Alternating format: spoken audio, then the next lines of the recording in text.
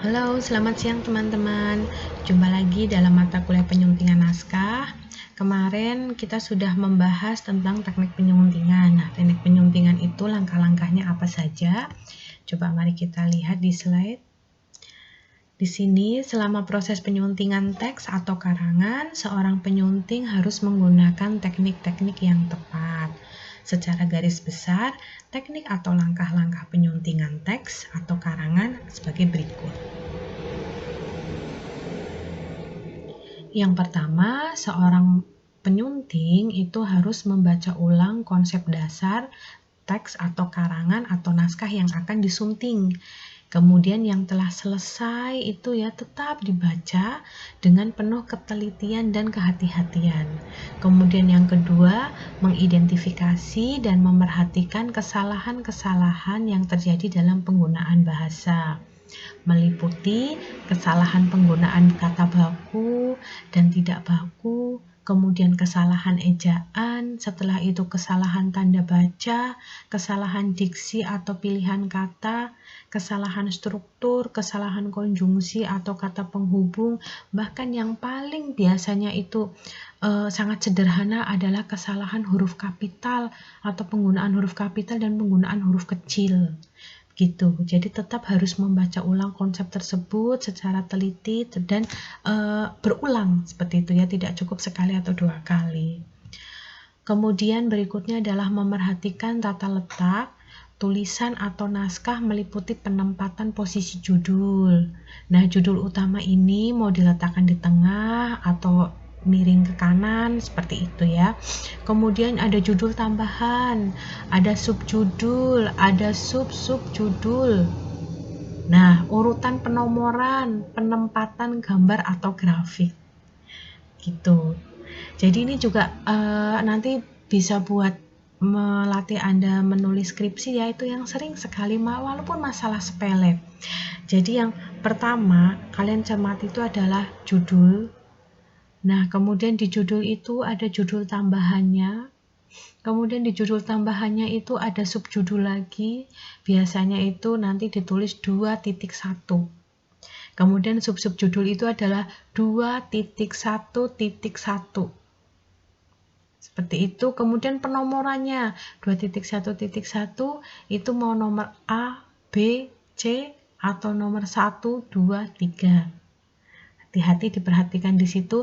Grafik itu termasuk dalam urutan yang mana atau termasuk dalam kelompok yang mana maksud saya. Mau itu subjudul atau sub-subjudul. Perhatikan tata letak grafik atau gambar. Nah, kemudian yang keempat, memerhatikan identitas, spasi, dan tingkat kerapatan antar kalimat, antar kata, dan antar paragraf. Jadi spasi tersebut itu kita harus tahu ini antar kata, antar kalimat, atau antar paragraf. Bahkan yang sering menganggap sepele juga, misalnya di dalam kurung itu ada tahun, kemudian titik 2 halaman, misalnya tahun 2002, titik 2 12, kemudian kurung tutup. Itu dispasi atau tidak? Nah, hati-hati ya, masalah sepele seperti itu, tapi kita perlu ketelitian. Kemudian yang kelima adalah memperbaiki kesalahan-kesalahan teks atau karangan yang telah diidentifikasi sebagaimana tersebut di atas dengan cara melakukan penghapusan, penggantian, atau penambahan unsur-unsur bahasa dalam tulisan. Kemudian, sebagai tahap finalisasi, seorang penyunting sebaiknya membaca ulang teks atau karangan yang telah disunting sebelum dipublish atau dicetak. Begitu. Nah, jenis penyuntingan di sini ada penyuntingan substansif. Penyuntingan ini yaitu jenis penyuntingan yang paling berat dan biasanya terjadi saat naskah pertama kali diserahkan. Editor harus menyusun ulang kalimat, menghapus bagian di sana, sini, memindahkan urutan, menambah atau menghapus detail, dan mengotak-atik konten itu sendiri. Gitu. Kemudian penyuntingan ini juga biasanya dilakukan pada sebuah draft naskah buku yang ditulis oleh pemula. Dalam arti penulis itu mempunyai ide karya tulis yang hebat. Disusunlah draft awal, tapi karena belum begitu berpengalaman dalam teknik menulis, akhirnya susunan naskah awal itu dilihat editornya begitu kacau. Paham tidak maksud saya? Jadi ada sebuah penulis pemula. Tahu sendiri kan penulis pemula seperti apa? Seperti Anda saat menulis skripsi. Penulis pemula itu dia pasti dia masih banyak kesalahan tata letak, kalimat tidak efektif, kemudian pilihan diksi yang tidak tepat. Nah, kerja keras sebagai seorang penyunting di sini, dia harus mengikuti alur pikir seorang penulis tersebut. Nah, memperbaiki tata letak, memperbaiki tulisan yang salah, dia kan harus membaca pola pikirnya, harus membaca alur ceritanya. Iya kan? Padahal bukan dia yang menulis, itulah kehebatan penyunting. Nah, saat diminta menjadi penyunting buku antologi misalnya, antologi karya peserta sebuah bimbingan teknis penulisan, saya pernah mendapati hal seperti ini.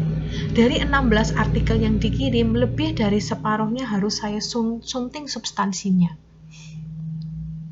Begitu, ini pengalaman dari seorang penyunting. Jadi kalau misalnya sering kalau saya mengoreksi sebuah skripsi ya, bimbingan pertama itu kan substansinya banyak yang salah. Pasti saya urutkan bagaimana cara menyusun latar belakang. Gitu ya, bagaimana cara menyusun latar belakang. Coba diurutkan dengan judulnya membahas apa, kemudian nanti simpulan. Nah, Anda bayangkan seorang penyunting begitu, dia dapat naskah, artikel, gitu ya, yang menulis itu seorang pemula, dan dia harus tahu pola pikirnya, pola pikir orang yang menulis. Jadi bisa bahkan lebih dari separuh, hampir seluruhnya dia harus memperbaiki substansionalnya. Nah, teknisnya adalah dengan memperhatikan garis besar atau ide substansi, tetapi susunan kalimatnya harus dirombak ulang.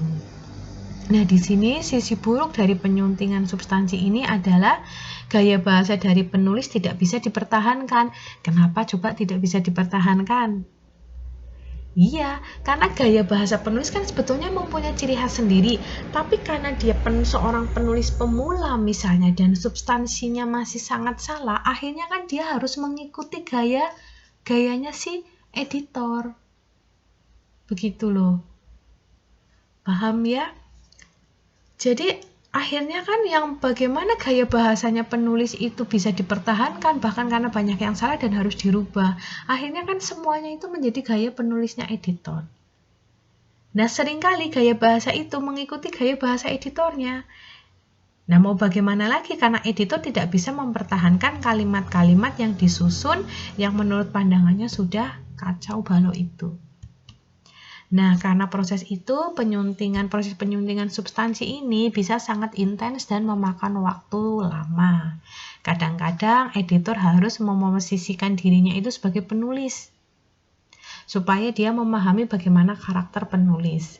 Nah, penyuntingan substansi juga biasa disebut sebagai revisi.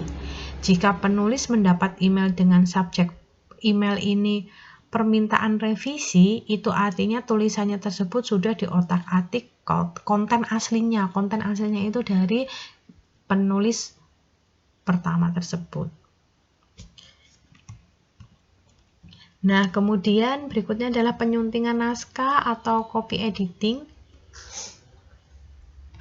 Jenis penyuntingan ini biasanya dilakukan pada penyuntingan kedua atau pada naskah tulisan yang dikirim oleh penulis yang sudah lebih berpengalaman.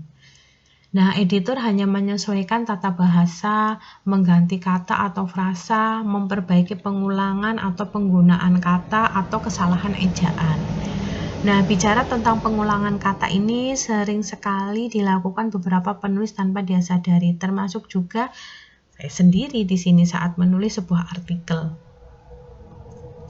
Seperti itu. Kemudian seperti yang sudah dijelaskan di awal, ketika menulis otak kita ini sudah tenggelam dalam tema penulisan.